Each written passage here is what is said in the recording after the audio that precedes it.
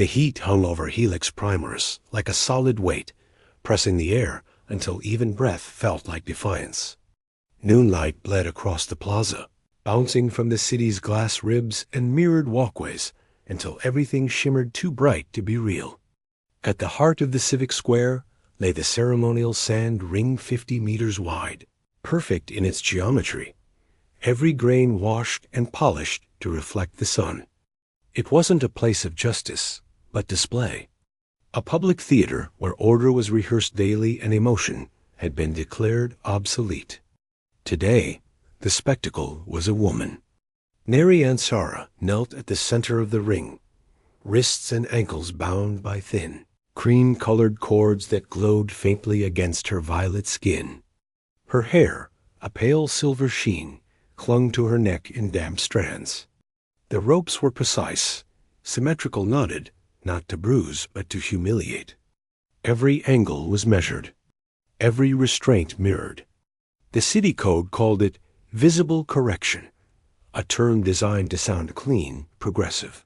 Her crime, cultural non-compliance. She had sung her own composition during the civic recital that morning, uncovered, unfiltered by the approved harmonic mask. It was a small rebellion, one verse, one breath, but in Helix, even individuality was noise. Around the ring, citizens stood in their pale uniforms, sipping mineral infusions from glass cylinders, murmuring in low, detached voices. A few held recorders at chest height. Others simply watched, eyes glassy behind iridescent lenses. No one moved. The silence was total, engineered, as if the city itself held its breath to savor the performance. The air shimmered with heat, the faint hum of environmental vents echoing like a heartbeat beneath the stillness. And then, from the edge of the crowd, a man stopped walking. Ray Varden had come here by accident, or that's what he told himself. A maintenance engineer on break, his ID badge still clipped to the gray collar of his work coat. A man used to fixing things that didn't matter, airflow regulators, humidity sensors, ducts that whispered day and night. He had served 10 years off-world before choosing this quiet job, this quiet city. He believed in structure once. He believed silence meant peace. Now, watching the woman kneeling in the heat, he realized silence could also mean complicity. Her head was bowed, but even from a distance he could see the tremor in her shoulders, the defiance in the way she refused to hide her eyes. The plaque beside the ring read, "Civic penalty, cultural non-compliance," etched in clean chrome letters. Beneath it, a single line of text scrolled, "Correction restores harmony." Ray stared at it for too long. The crowd began to blur shapes and reflections, merging into one indifferent mass. The sun hit the polished sand so hard it turned the air into glass. Then she lifted her head, and her voice hoarse, trembling cut through the quiet. "Please," she said, barely audible. "Untie it." The words were soft, but they carried farther than they should have, as if the city's own acoustics betrayed it. Ray's stomach tightened. Every law, every instinct, told him to stay still. There were cameras. Always cameras. The civic guards stood near the railing, unarmed but vigilant, waiting to record, not intervene. He should have walked away. He almost did. But the memory of another world, another field, came back to him, the screens buried beneath the sound of orders obeyed too late. His hands were sweating. He flexed them once, like a soldier about to move. The silence of the crowd pressed harder, suffocating.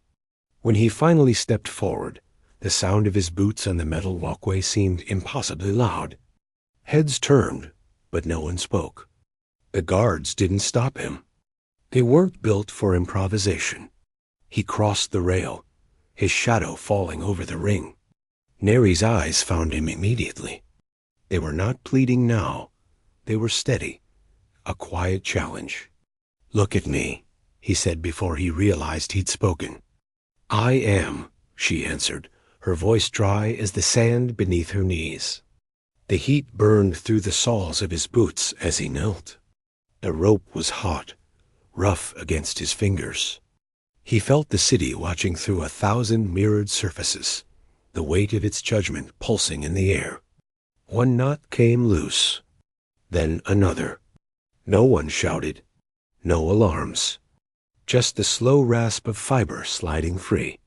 Neri's hand twitched as blood returned to her fingers. A flicker of pain, quickly hidden. The air between them thickened fear, disbelief, something alive. He loosened the last cord around her ankle, set it down carefully, and stood. "Can you walk?" he asked.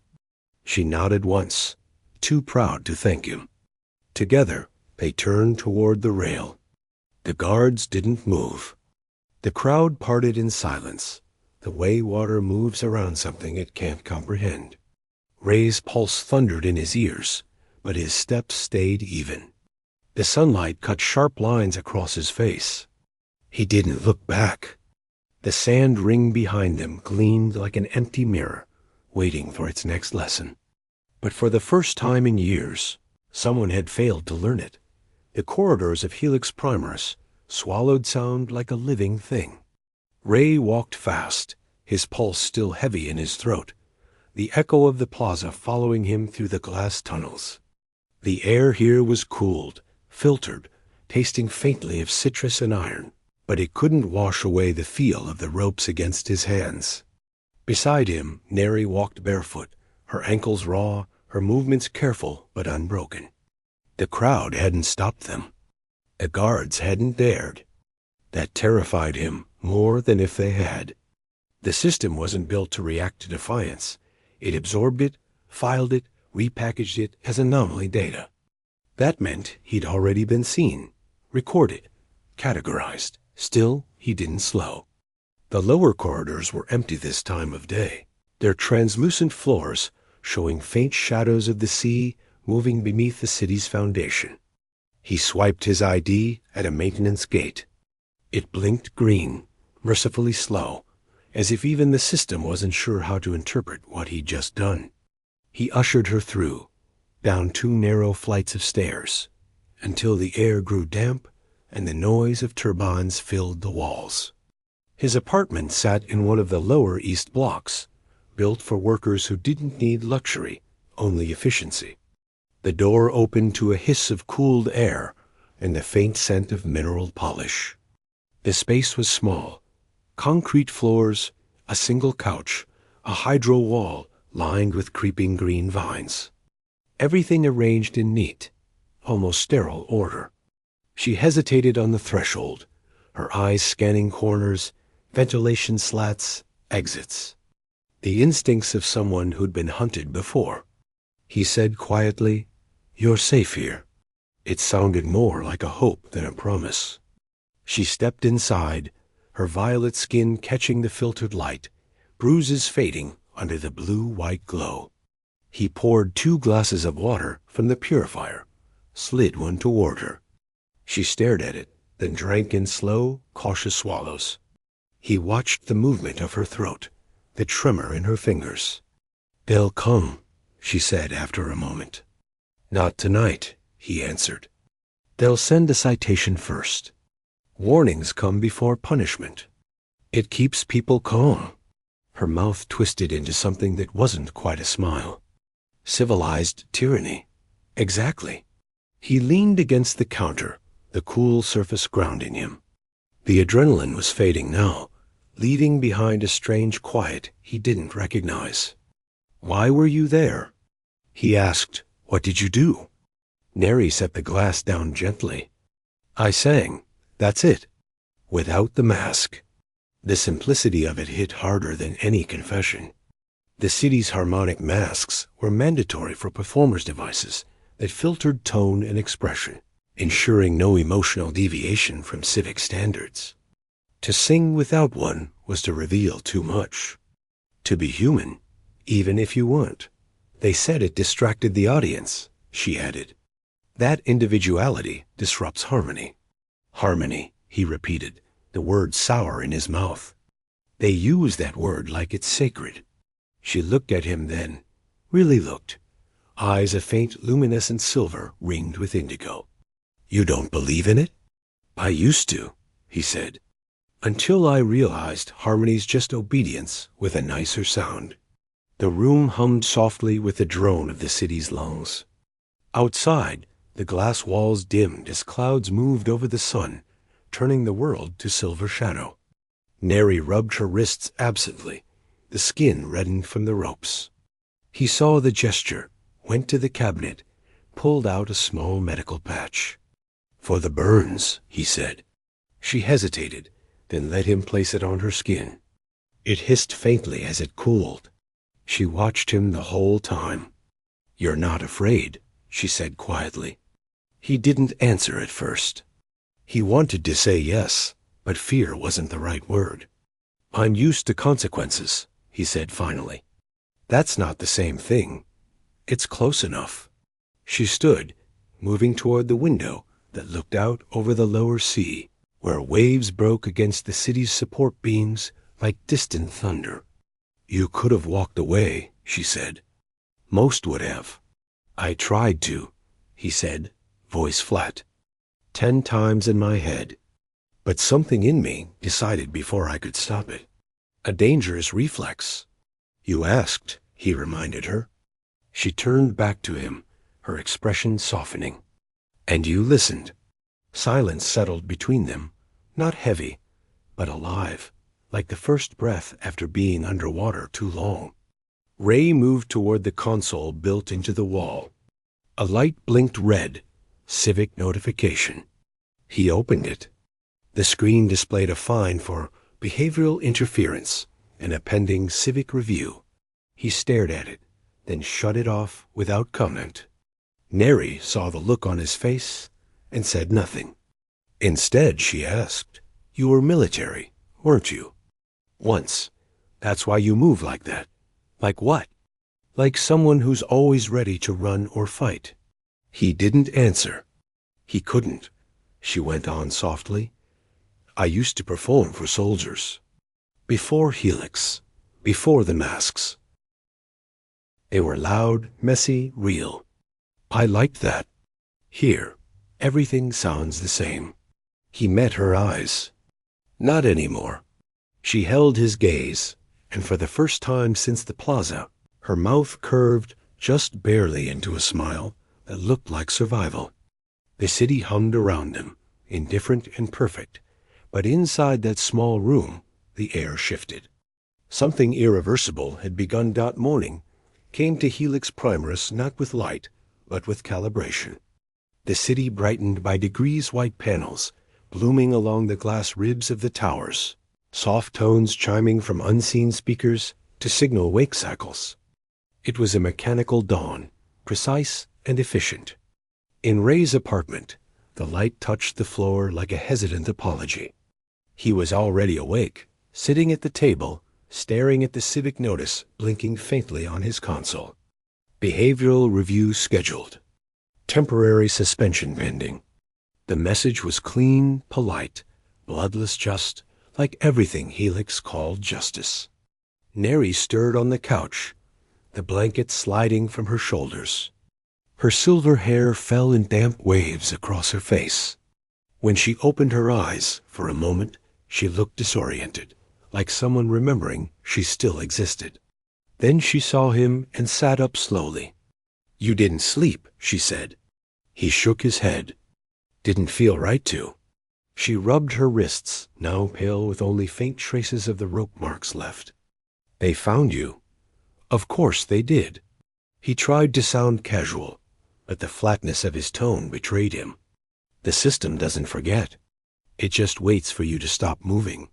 And you'll go to this review? If I don't, they'll come here. And me? They'll look, he said. But not today. She stood, walking to the window. The glass wall displayed a serene ocean horizon, filtered blue-green, too perfect to be real. Beyond that, faint reflections of drones traced silent lines across the sky. I used to think beauty was freedom, she said quietly. Now I see it's a trap. They made everything beautiful, so we'd stop asking if it's right. Ray watched her, the way her voice steadied when she spoke, the way defiance shaped even her stillness. "What will you do now?" he asked. She turned, her expression hardening into something like resolve. "I'll sing again." "That's not courage," he said. "That's suicide. Maybe both." She walked closer, barefoot on the polished floor, leaving faint prints in the condensation near the hydro wall. "You freed me from their ropes," she said. "Don't ask me to tie myself back with fear." Ray exhaled, jaw tightening. "They'll make an example of you. They already did." Her voice dropped, quieter but sharper. "I won't give them a second performance. This one will be mine." He wanted to argue, but the words refused to form. "Instead," he said, "where?" "The Glass Galleria. Tonight. That's where they like their lessons learned." He almost laughed, bitter, helpless. "You want to stand under their lights again?" "Yes," she said, "but this time I'll decide when the music ends." She moved past him, gathering the white shirt he'd given her last night, folding it neatly. "You don't have to come." He looked at her, the calm in her face more dangerous than fury. "I didn't untie you to watch you die," he said. "Then don't watch," she replied. "Just listen." The words hit harder than he expected. After she stepped into the washroom to clean herself, Ray leaned against the counter, staring at the console's reflection in the metal. He could hear the faint hum of the city beyond, the endless pulse of filtered air, like breath regulated by machine. He thought of the field units, the soldiers who had died because he once hesitated to question an order. The echo of that hesitation haunted him. He couldn't watch another person crushed by the same obedience he'd lived under. By the time Neri returned, dressed in the repaired violet wrap she'd worn the day before, he'd already made his choice. "If you're going," he said, "I'm going too." She looked at him, unsure whether to argue or thank him. "You'll lose more than your job. Then I'll have finally lost something worth keeping." They left near dusk. The city glowed with artificial twilight, 1,000 mirrored surfaces catching the last traces of filtered sun. The streets were quiet, ordered, but tension lived in the air like static. The Glass Galleria stood at the heart of the upper district, a dome of translucent panels that pulsed softly with color and illusion of life. Inside, the stage was already prepared, a luminous disk identical to the one she'd knelt on yesterday. Only this time, there were no ropes. Just light. A crowd had gathered smaller, wary. Whispers moved like insects through the air. She came back. The singer, the unmasked one. Neri stepped forward, her bare shoulders catching the shimmer of the overhead beams. She turned once toward Ray at the back of the hall. He didn't nod, didn't move. He only met her gaze, a silent promise that whatever came next, he wouldn't look away. The music started synthetic, sterile, the city's official anthem. But she didn't sing that. Her voice rose over it, cutting through the perfect harmony with something raw, human, wrong. The system tried to correct the pitch. The lights flickered. The sound became a war between perfection and truth. And for the first time, the audience felt it something unscripted, alive, dangerous. When she finished, there was no applause, just stunned silence. Then, a single clap from the back rays. One became two, then a dozen. The sound grew until the hall trembled with it. She looked at him, eyes bright with something fierce and wordless. In that moment, the city's symmetry broke. Somewhere above, a drone blinked red, recording it all. But neither of them cared. Helix had just heard its first imperfect song in years, and no law could unhear it. The review chamber of Helix Congress was built to look merciful. Everything gleamed: white floors, walls, the curved table where the administrator sat in perfect alignment. The air carried a faint sterile sweetness, like fruit sealed in glass. Ray stood in the center of the room, the light above him, cold and deliberate. 3 officials watched from behind a transparent barrier, their expressions composed, polite, indifferent. He could see their reflections overlapping with his own, in the glass a human shape surrounded by precision. "Citizen Vardon," the lead administrator said, her voice amplified to a soft, bureaucratic calm. "Yesterday, you interfered with a civic correction in progress. Are you aware of the charge?" Ray met her eyes. "Yes. Do you dispute it?" "No." The administrator blinked once, surprised by his lack of protest. "Your compliance is noted," she said, scrolling through the translucent tablet in front of her. "The question before us is motive. You are not acquainted with Citizen Ansara before the incident, correct?" "No. Then why intervene?" He could hear the faint hum of drones overhead, recording everything. Every answer mattered, though not for truth, for narrative. "Because it was wrong," he said. The room paused. The words seemed to confuse the acoustics. "Clarify," the administrator said. "Her punishment," he continued, "wasn't about correction. It was about display. You tied her like art, not law. You wanted people to see her submission. You call it harmony, but it's fear dressed in symmetry." The woman's mouth tightened, though her tone didn't change. "This city functions on balance, Citizen Varden. Emotion destabilizes order. You know this? You served in the field course." "I did," he said, his voice steady. "And that's why I know when something's just control pretending to be peace." The second official, a man with a gold insignia at his collar, leaned forward. "Your record shows a disciplinary action during your service. Disobeyed a command on Naran Prime. 7 casualties. You were demoted afterward." "Yes. So you've made a pattern of selective obedience." "I made a pattern of thinking," Ray said. "And it seems this city punishes that." The third official, silent until now, spoke softly. "We do not punish thought, only action." "You punish both," he said. "You just write better words for it." A faint alarm tone pulsed once through the chamber, an administrator signaling discomfort. The lead official glanced down at her screen. "Under Article 8, civic deviation of your level qualifies for privilege reduction, not removal. Your work access will be limited pending audit. You will report for reconditioning sessions once per cycle." "Reconditioning," Ray said, almost laughing. "That's what you call forgetting now." The administrator ignored him. "Your compliance is appreciated. Your incident is closed." The glass barrier dimmed, cutting off their view of him, their voices now whispers behind the reflective wall. The door opened on its own. He stepped out into the corridor, the sterile light fading into the dull glow of the lower walkways. His ID badge blinked yellow instead of green. Temporary suspension. Expected. He walked slowly toward the transit lift, his reflection fractured across the mirrored walls. The city outside looked the same as ever, perfect, radiant, asleep. But under the perfection, something trembled. He could feel it. A vibration beneath the calm, like a wire stretched too tight. When he reached his apartment, Neri was there.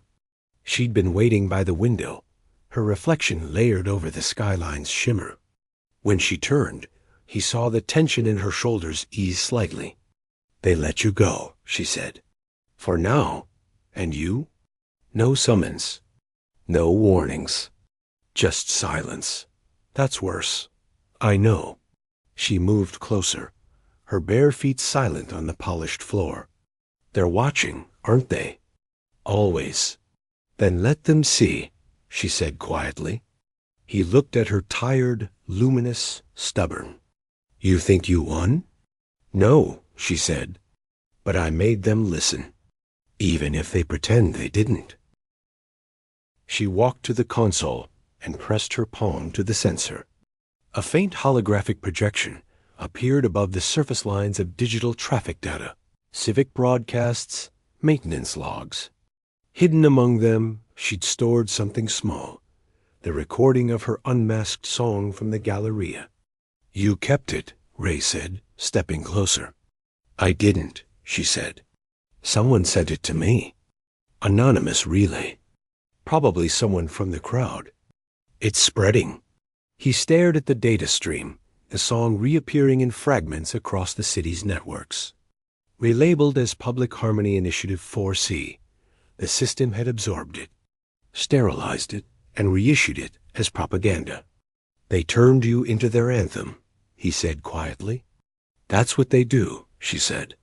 "When they can't kill a truth, they cage it in a prettier frame." Her voice broke slightly, but she didn't look away.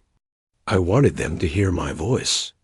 Now they'll hear it every day, but not the way I meant it." He shut the console down, the projection vanishing. "Then we find another way," he said, "to make them hear it right." "How?" she asked. He met her gaze. "By not shutting up." She almost smiled, but it was weary, fragile. "You'll lose everything," she said. "Then it'll finally mean something," he answered. The air between them hung still, dense with unspoken things, fear, defiance, the strange relief of honesty. Outside, the city lights shifted from silver to violet, reflecting off the sea far below. Helix's surface glittered like a perfect lie. Inside, in one small room beneath the towers, two people stood facing each other, quietly plotting the first imperfect truth. Rain swept across the city's upper glass, a thin silver veil that turned every reflection into a ghost. Helix Primaris never truly darkened. It dimmed in gradients, trading sunlight for engineered luminescence. But tonight, something felt heavier in the air, a static weight that carried both silence and warning. Ray sat by the window, watching the droplets trace slow, deliberate lines down the pane. The city hummed below him, its endless circuitry pulsing beneath the calm.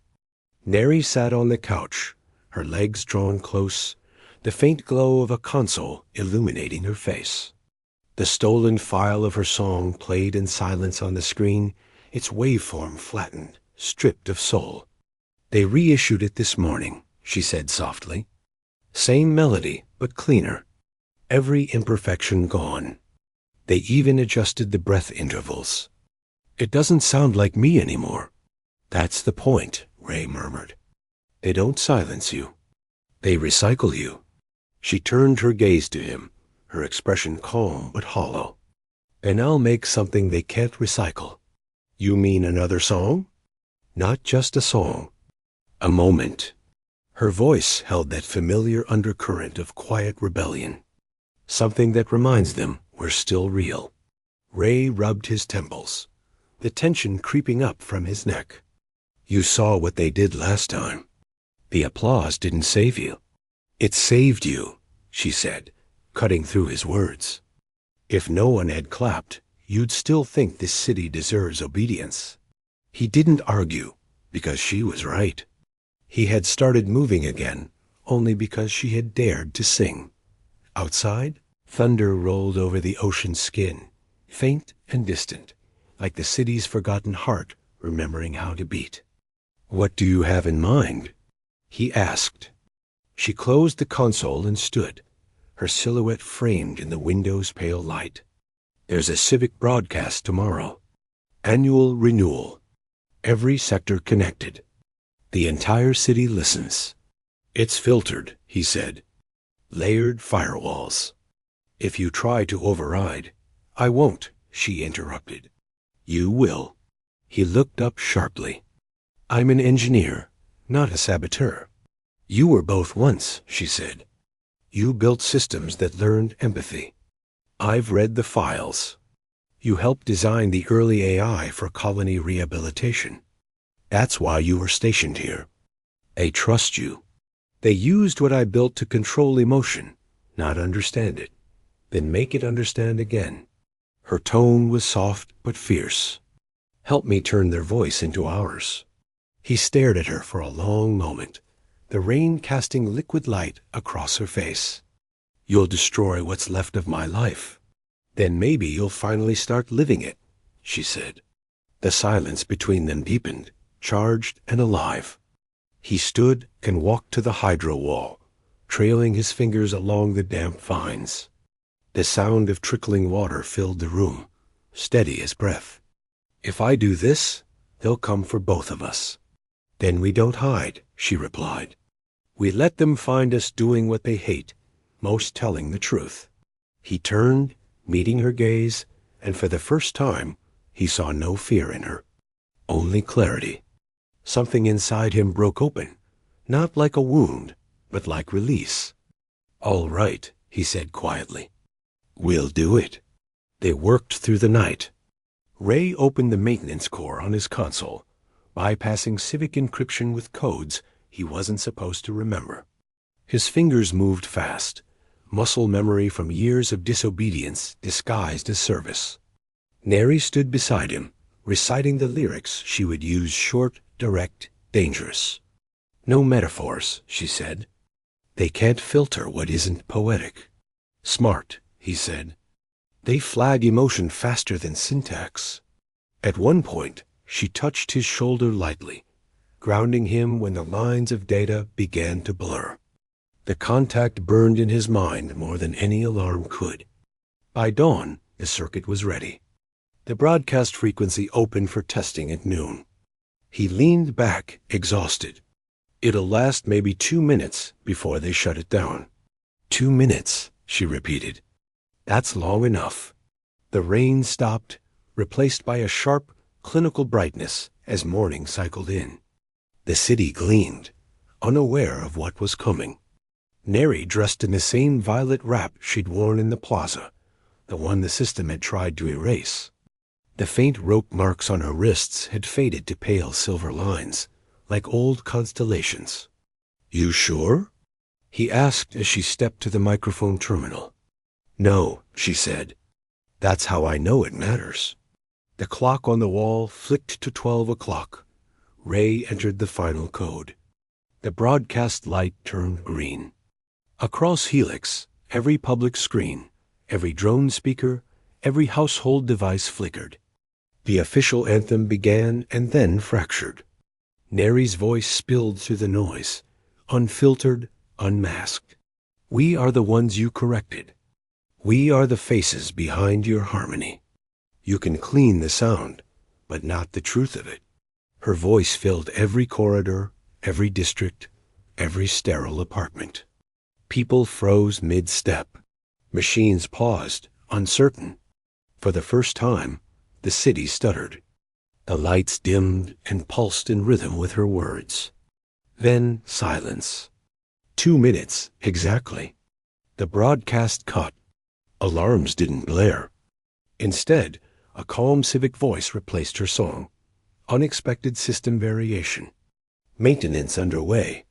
Please resume standard activity. Helix moved again, pretending nothing happened. But Ray knew better. Somewhere in that perfect rhythm, something human had broken through.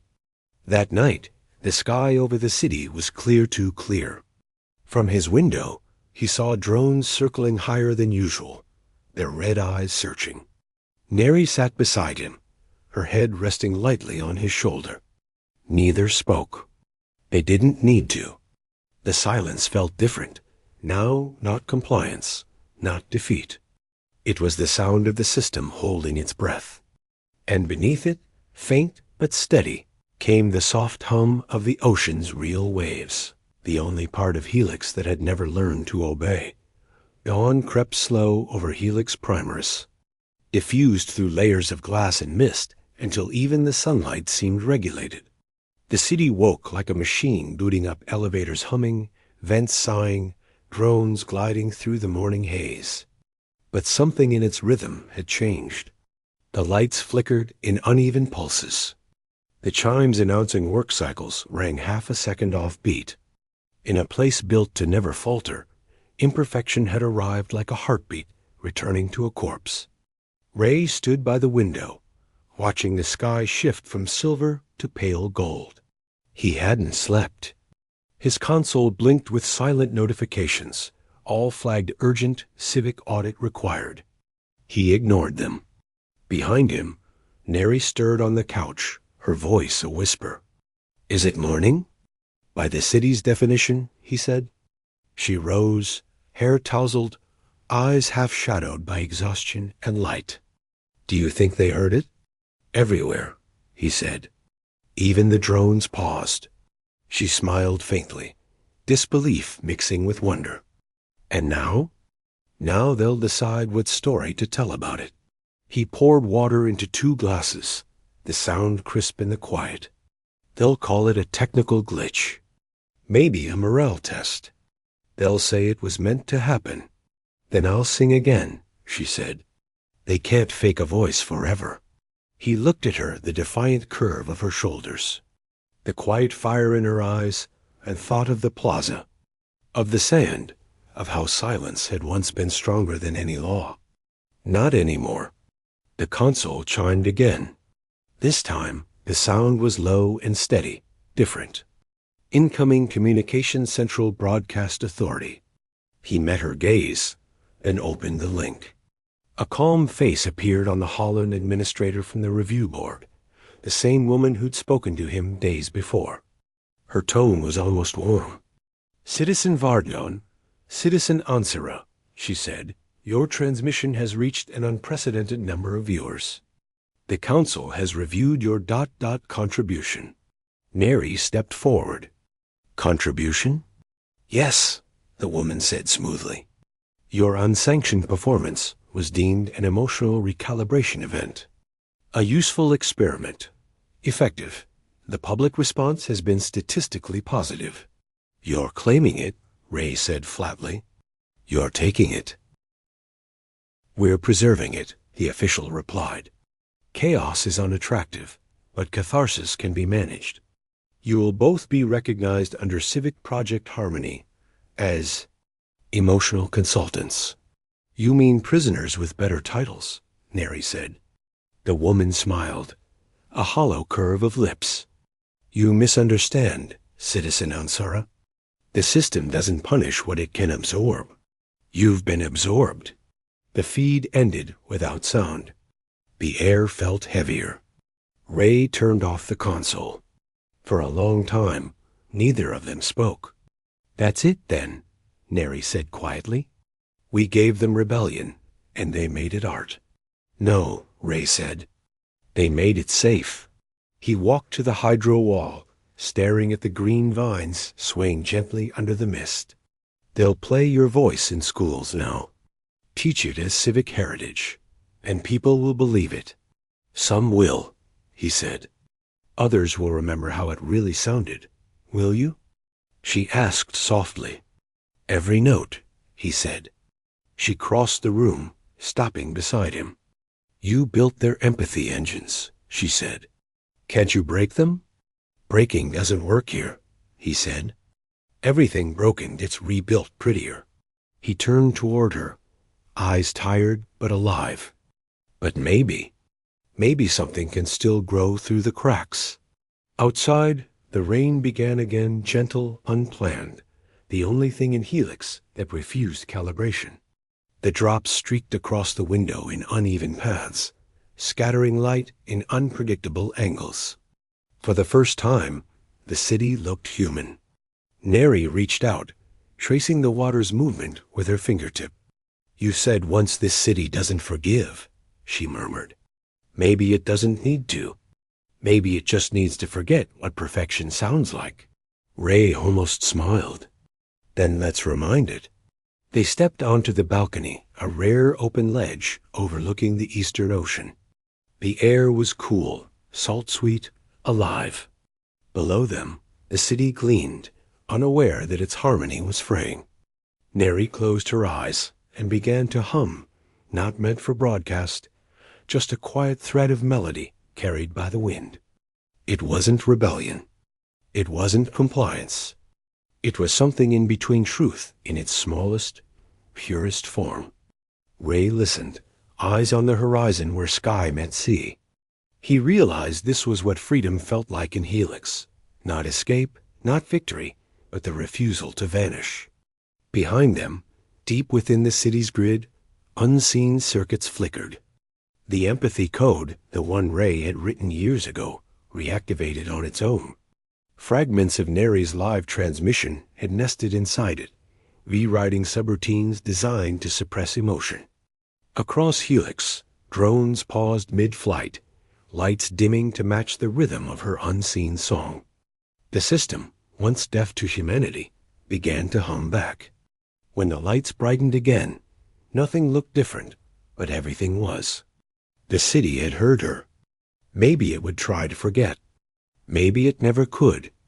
Neri opened her eyes, meeting Ray's steady gaze. "What now?" she asked. He reached for her hand, his voice low but certain. "Now," he said, "we keep choosing."